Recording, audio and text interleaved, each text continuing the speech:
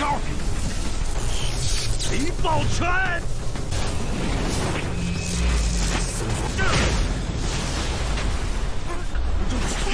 快过去帮他！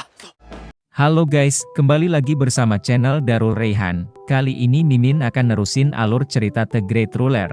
Jangan lupa like, komen, dan subscribe untuk membantu channel ini sekaligus ngebantu Mimin selaku penulis naskah dan pengedit video. Tanpa bacot lagi, yuk gaslah baku hantam.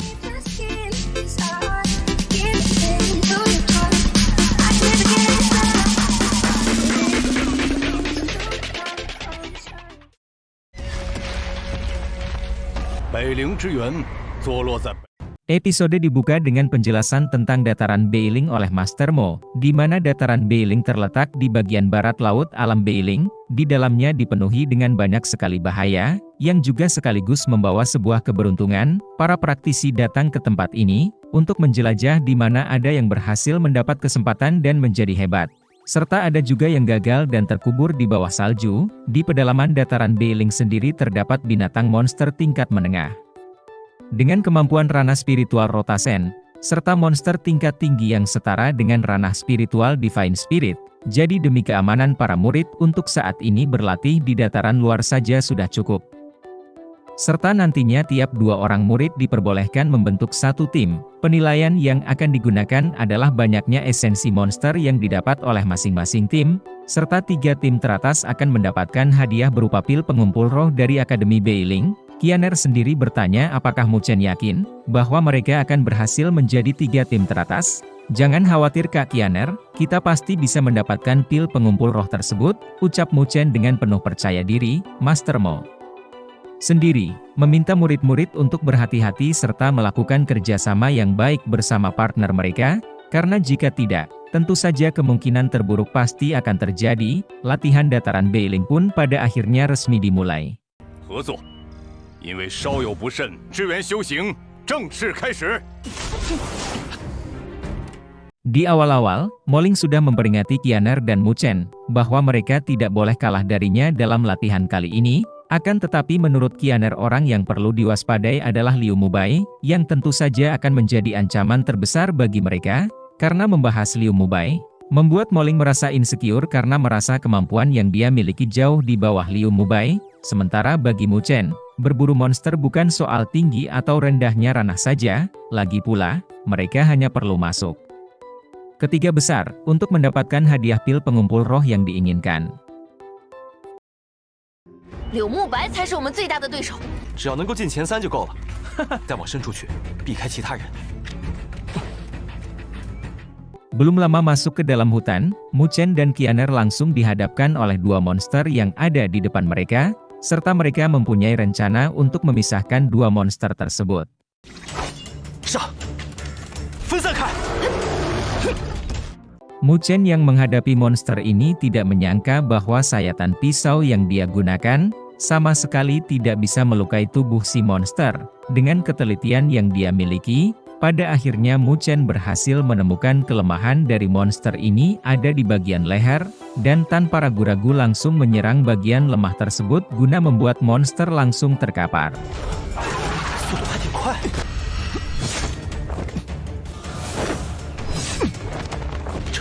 太厚了吧！他身上一定有弱点。找到了。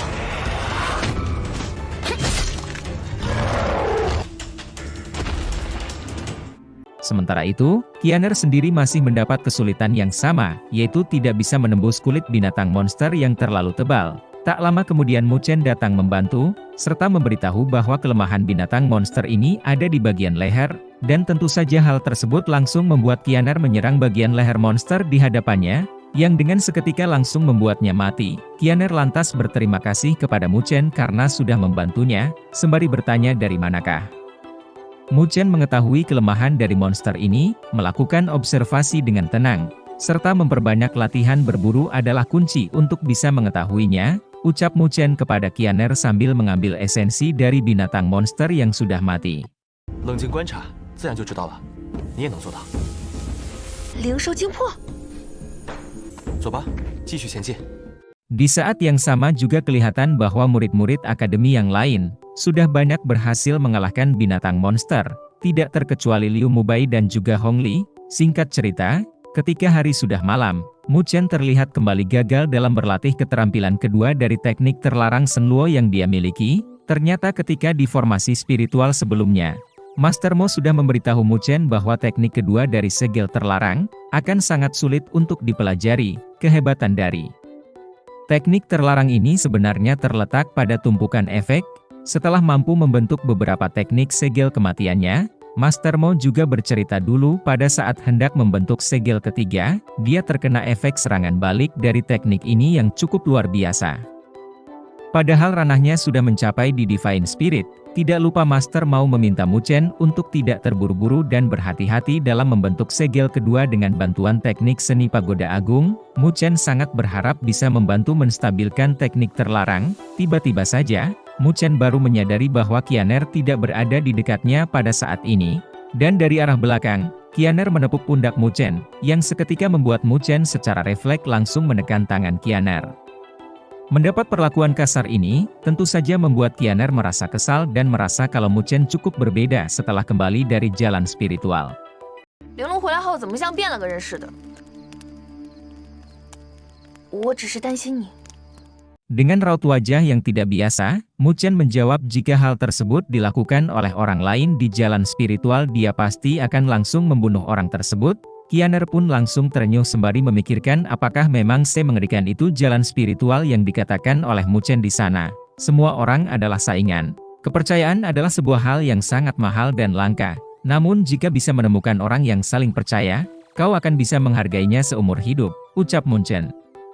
Menjelaskan secara singkat tentang kehidupan di jalan spiritual, kita diperlihatkan di mana ketika Mu Chen berada di jalan spiritual, terlihat mayat-mayat serta darah mengalir di sebuah sungai. Di sungai ini juga terlihat Mu Chen sedang mengobati seorang wanita bernama Luo Li, yang menjadi satu-satunya orang kepercayaan Mu Chen di tempat ini. Diceritakan bahwa di jalan spiritual, membelakangi orang seperti yang Mu Chen lakukan kepada Luo Li pada saat ini adalah sebuah pantangan, apalagi ketika awal bertemu mereka, pernah saling hendak membunuh satu sama lain. Luo Li adalah orang satu-satunya yang menjadi teman dari Mu Chen ketika di jalan spiritual, serta orang yang sangat mempercayai dan akan melindungi Mu Chen di jalan spiritual maupun di dunia lain. 我会为你挡下一切来自背后的冷箭，我便保护你。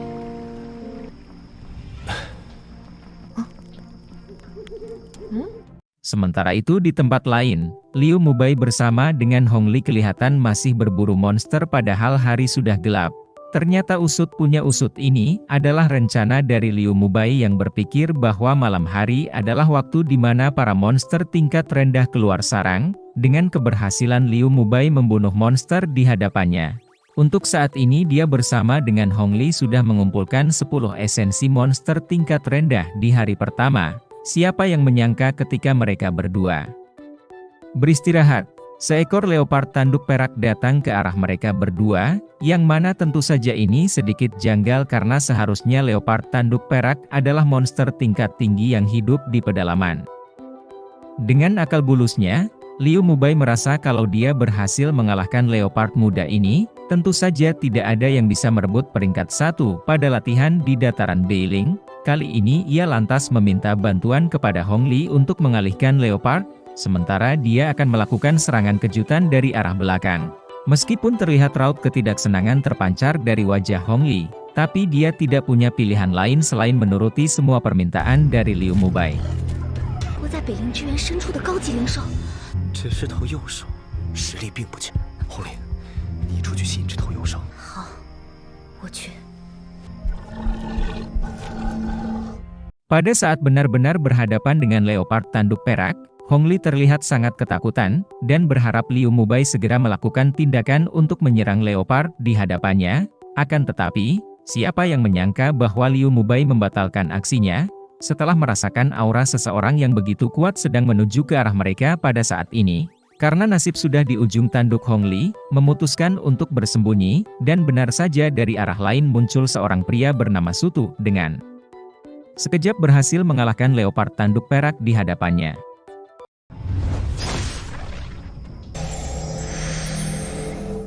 Tak lama setelah mengalahkan leopard tanduk perak, Sutu kelihatan mengetahui lokasi dari Liu Mubai yang sedang bersembunyi di balik bebatuan, namun ketika hendak nyamperin Liu Mubai, ada suara dari beberapa orang yang mendekati lokasi Sutu, yang mana tentu saja langsung membuat dia harus kembali melarikan diri.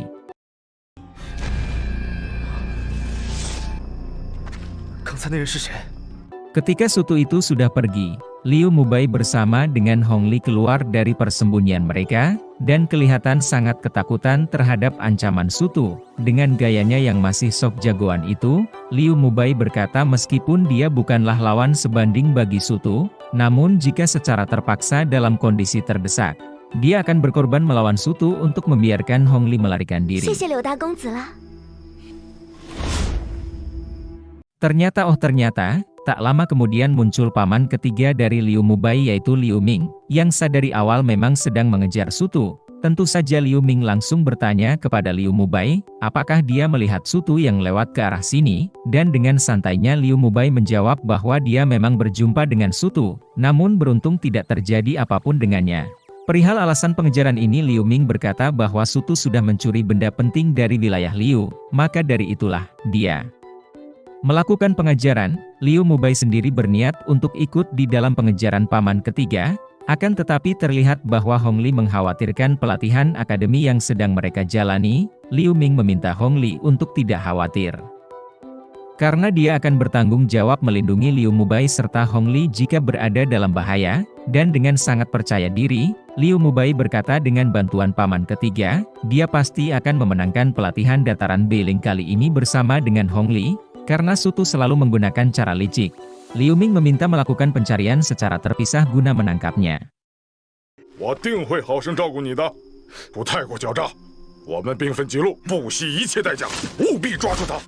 Keesokan harinya, Mu Chen bersama dengan Qianer sudah kembali bersiap untuk melakukan perburuan monster, dan kelihatan kalau mereka berdua sampai di lokasi matinya leopard tanduk perak. Mu Chen beranggapan, meskipun binatang ini adalah leopard tanduk perak muda, namun untuk mengalahkannya dalam satu serangan membutuhkan orang yang berada pada ranah spirit rotasen tahap akhir, atau bahkan divine spirit. Dia juga kelihatan mengambil darah dari leopard tanduk perak, karena darah monster tingkat tinggi bisa sangat berguna nantinya.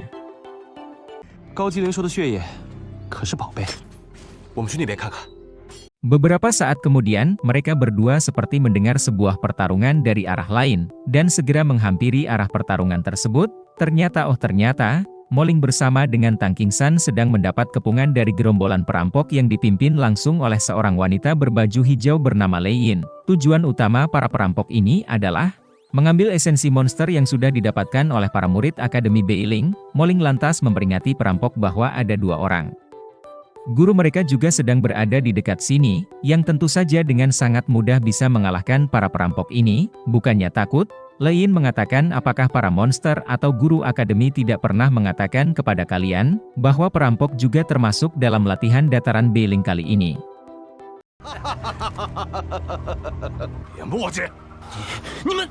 Tan Qingsan pada awalnya menolak untuk menyerahkan esensi monster, namun Moling yang lebih rasional bersedia menyerahkan esensi monster, asalkan para perampok berjanji membiarkan mereka berdua untuk pergi. Penyerahan esensi monster yang dilakukan Moling bukan tanpa alasan, di mana masing-masing perampok di depan mereka memiliki ranah spiritual movement tahap akhir. Dan sekarang bukan waktunya untuk memaksakan diri. Salah seorang dari perampok yang bernama Lin Zong meminta Moling untuk segera menyerahkan esensi monster. Namun kelihatan bahwa Tan Qingsan tak rela esensi monster yang mereka dapat susah payah harus diberikan kepada orang lain secara cuma-cuma. Atas keberanian Tan Qingsan, Lin Zong dengan senang hati akan memberikan sebuah serangan fajar guna membuat Tan Qingsan merasa takut.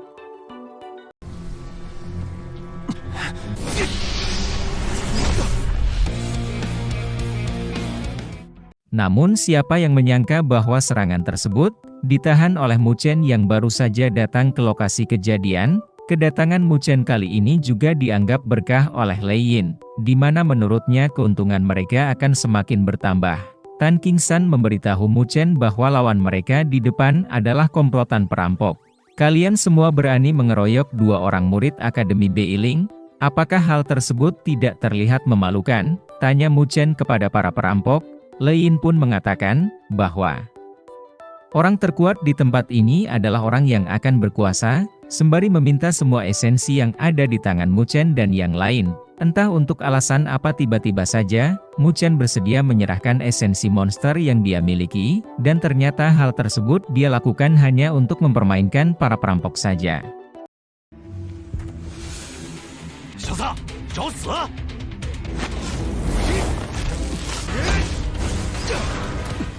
Sontak kelakuan Mu Chen ini membuat Lin Song marah, dan melakukan beberapa serangan ke arah Mu Chen. Qianer yang hendak menolong dihalangi oleh Lei Yin, yang tidak ingin ada yang mencampuri pertarungan antara Mu Chen melawan Lin Song kali ini.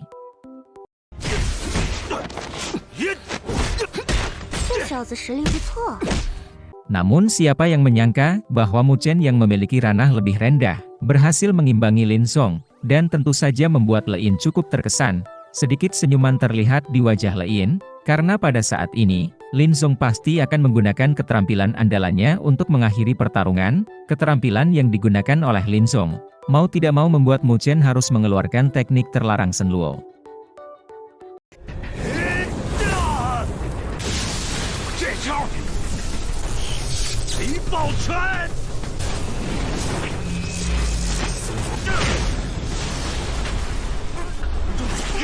快过去帮他！ Kelihatan bahwa Lin Song tak berkutik karena serangan tersebut, tentu saja langsung membuat dua orang perampok lain hendak membantu Lin Song. Qianer lantas menggunakan cambuknya untuk menghalangi kedua perampok ini sembari berkata, bahwa pertarungan yang adil adalah pertarungan satu melawan satu, dan terlihat Lei Ying juga menyetujui hal tersebut. Pada saat melakukan cekikan kepada Lin Song, tiba-tiba saja Lei Yin mendekati Mu Chen serta menanyakan nama, karena dia merasa tertarik dengan kemampuan yang Mu Chen miliki. Akan tetapi Mu Chen yang tidak ingin didekati oleh kawanan perampok, langsung mengeluarkan mutiara peledak guna menjauhkan mereka. Lei Yin menganggap bahwa mutiara peledak jarang ditemui, dan langsung memuji bahwa murid Akademi Beiling sangatlah kaya dan berwibawa bisa memiliki mutiara peledak tersebut. Sementara bagi Mu Chen sendiri, dia mengancam akan meledakkan mutiara di tangannya jika kawanan perampok tidak pergi meninggalkan tempat ini sekarang juga. Lei Yin sendiri kelihatan menyetujui permintaan Mu Chen, serta meminta Mu Chen untuk segera melepaskan Lin Song yang dia cekik. 好，你先放了林珠。暴雷小队可没有背信弃义，没想到北陵院还真有能打的人。 Setelah melepaskan Lin Song, Lei Yin kembali memuji kemampuan yang dimiliki oleh Mu Chen, serta menyadari bahwa Mu Chen masuk dalam kriterianya dalam hal ketampanan. Entah apa yang merasuki Lei Yin dengan tiba-tiba saja dia nyamperin Mu Chen, dan langsung mengajaknya untuk menikah. Kelakuan Lei Yin ini sontak membuat semua orang kaget, tidak terkecuali anak buahnya sendiri. 嫁给我怎么样？ 你疯了！ 你胡说什么？ Ayahku pernah bilang jika bertemu dengan pria baik, tidak boleh dilewatkan dan bawalah pulang, serta jadikan dia seorang suami, ucap Lei Yin yang mempraktikkan omongan ayahnya di hadapan semua orang. Namun di sini Mu Chen yang tidak ingin berurusan lebih jauh berpamitan pergi kepada Lei Yin, dan hal yang mengejutkan kembali terjadi dilakukan oleh gadis ini, di mana dia mengajak murid Akademi Beiling untuk melakukan sebuah kerjasama. 与我合作呢？ Sementara itu di tempat lain, dua orang pasukan pelacak dari keluarga Liu, yang sedang mencari keberadaan Su Tu, sedang dipantau oleh Su Tu dari kejauhan, dan hanya dengan dua gerakan saja, Su Tu berhasil membunuh dua orang tim pelacak tersebut.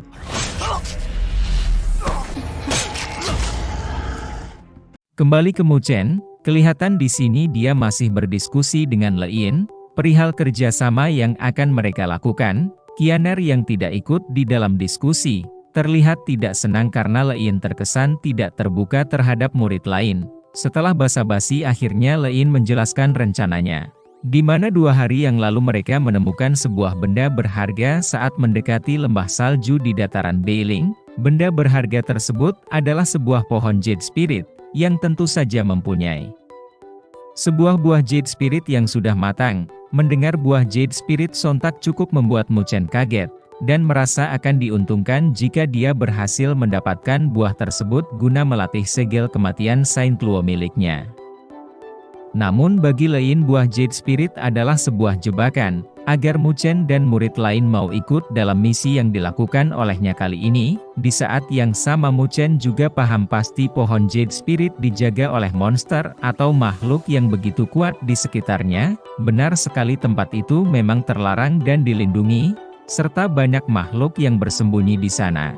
Jawab Lein kepada Mu Chen. Dari arah lain Moling yang melihat pembicaraan antara Mu Chen dan Lein menebak apakah mereka berdua akan benar-benar menikah. Tentu saja candaan Moling ini langsung membuat Qianer merasa tidak senang, karena bagi siapapun yang hendak mendekati Mu Chen harus melalui persetujuannya terlebih dahulu. Sementara itu Lein juga memberitahu monster yang menjaga pohon Jade Spirit adalah Raja Kera Es tingkat menengah, yang mungkin ranahnya sudah mencapai Spirit Rotation tahap akhir. Dan Raja Kera ini memiliki kelebihan yaitu bisa mengarahkan pasukan Kera Es lainnya untuk menyerang semua orang yang dianggap sebagai musuh. Mu Chen sendiri paham Lein akan memanfaatkan mutiara peledaknya guna mengalahkan Raja Kera Es dan masih memikirkan keselamatan, di mana menurutnya, mutiara peledak hanya mampu untuk melukai dan tidak mampu untuk membunuh Raja Kera Es. Dan selain itu juga masih banyak Kera Es lainnya di tempat tersebut. Menurut Lein, jika Raja Kera Es sudah terluka parah, dia bersama dengan timnya akan gercep mengambil kesempatan untuk membunuh Raja Kera Es bersama-sama, karena merasa kalau mutiara sangatlah berharga. Mu Chen benar-benar akan mempertimbangkan baik-baik dari segi keuntungan yang akan dia dapatkan. Hal ini cukup beralasan, di mana mutiara peledak sulit ditemukan dan harganya juga sangatlah mahal. Perihal perhitungan hasil, Lein kembali membuat saran yang di luar Nurul dengan mengajak Mu Chen untuk menemui keluarganya, jadi dia tidak akan hitung-hitungan perihal pembagian keuntungan yang akan didapatkan. Mu Chen yang merasa tidak bisa melakukan hal tersebut akhirnya membuat Lein menanyakan berapakah banyak keuntungan yang diinginkan oleh Mu Chen. Pada saat ini 30% aku rasa tidak akan berlebihan, lagi pula di sini tim petir dari Lein akan mengambil banyak bagian pekerjaan dalam misi yang akan mereka lakukan nantinya. Meskipun pada awalnya Lein menganggap kalau tawaran Mu Chen terlalu licik, namun pada akhirnya dia menyetujui permintaan tersebut. 毕竟破灵珠可是有钱也弄不到的。哇，一家人也就不用分彼此了。姑娘，别开玩笑了，这个价格应该不算离谱。喂，你可真黑心！就这么愉快的决定啦。 Setelah menemui kata sepakat, Mu Chen berpikir bahwa meskipun Lein baik, kedepannya tetap saja dia harus mewaspadai gadis tersebut. Sementara di tim petir, Lin Zong mempertanyakan keputusan Lein mengajak murid Akademi Beling bekerja sama kali ini. Lein sendiri tidak memiliki pilihan lain dan balik bertanya apakah Lin Zong mempunyai solusi yang lebih baik untuk mengalahkan Raja Kera Es. Sudahlah Lin Zong, meskipun kau kalah dari Mu Chen, hal itu bukanlah perilaku memalukan, apalagi aku melihat bahwa pemuda di depan kita itu seperti memiliki masa depan yang cukup cerah nantinya. Di saat yang sama, Mu Chen mendiskusikan perihal rencana dengan Lein kepada rekannya, dan tentu saja di sini Moling dan Qianer langsung berminat pada tawaran tersebut. Akan tetapi untuk Tan Qingsan dia menyadari bahwa ranahnya belum mencapai spiritual movement tahap menengah. Namun kali ini dia sangat ingin membantu Mu Chen dan yang lain. Mu Chen lantas memberi pengertian bahwa lembah salju sangat dekat dengan pedalaman dataran Beiling, dan hanya dengan kemampuan ranah tahap awal spiritual movement Tan Qingsan sekarang, Mu Chen khawatir misi ini akan berbahaya. Karena paham semua yang dimaksud oleh Mu Chen, Tan Qingsan pun pada akhirnya memutuskan untuk kembali guna melapor kepada Master Mo perihal misi yang dilakukan oleh Mu Chen dan yang lain. 我虽然还没到灵动境中期，学谷仅靠北陵之源深处，太过危险，还需要你跟墨石报备一声。 Dan kerjasama untuk mencari pohon Jade spiritual pun akhirnya dimulai. Sementara itu di tempat lain, seorang pasukan keluarga Liu melapor kepada Liu Ming, bahwa ada satu lagi orang tim pelacak yang dibunuh oleh Sutu. Menindaklanjuti hal ini, Liu Ming lantas memerintahkan untuk terus melanjutkan pencarian kepada Sutu. Dan jika melihat jejaknya, tim pelacak harus segera membuat tanda. Liu Ming juga mengatakan kepada Liu Mubai bahwa sudah waktunya mereka untuk beraksi, guna mencegah Sutu yang terus-terusan kabur dari kejaran. 该我们出马了。慕白定当全力以赴。Sementara itu di lembah salju, Muchen dan yang lain sedang mengawasi pergerakan dari beberapa kera es yang sedang menjaga di depan gua. Yaps, benar, gua ini adalah tempat di mana pohon Jade Spirit berada, karena ada beberapa kera es yang berjaga. Muchen khawatir kalau pertarungan dengan beberapa kera es ini akan mempersulit mereka ketika berhadapan dengan Raja Kera Es setelahnya. Lei Yin lantas meminta Lin Zong untuk melakukan sesuai rencana tim mereka sebelumnya, yaitu menggunakan sebuah bom asap pembius guna membuat kera es tertidur. Lei Yin juga meminta kepada yang lain untuk menahan nafas serta menutup mulut pada saat memasuki gua nanti.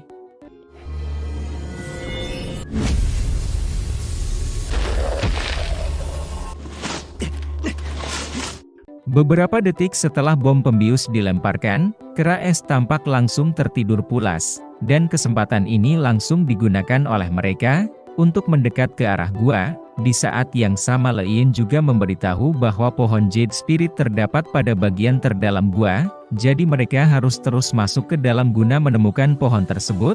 Siapa yang menyangka ketika melewati beberapa kera es yang sedang tertidur, ada satu kera es yang masih terbangun dan hendak melakukan serangan kepada Qianar, yang berada di bagian paling belakang.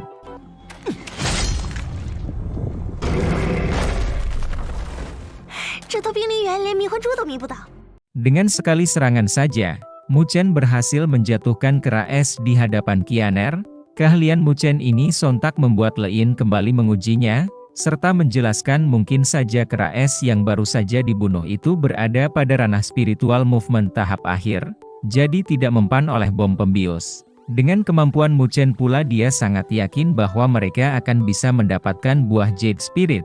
Sementara itu bagi Muchen, dia memberikan saran harus ada orang yang berjaga di luar sebelum mereka masuk, karena untuk berjaga-jaga dan memberikan kode ketika kera es terbangun dari obat bius. Lei Yin merespon saran dari Muchen dengan menyuruh dua orang anak buahnya untuk berjaga di luar, serta memerintahkan agar segera melapor jika ada tanda-tanda bahwa kera es akan terbangun. Tiba-tiba saja mereka semua dikagetkan oleh suara auman Raja Kera Es di dalam gua yang sedang menjaga pohon Jade Spirit.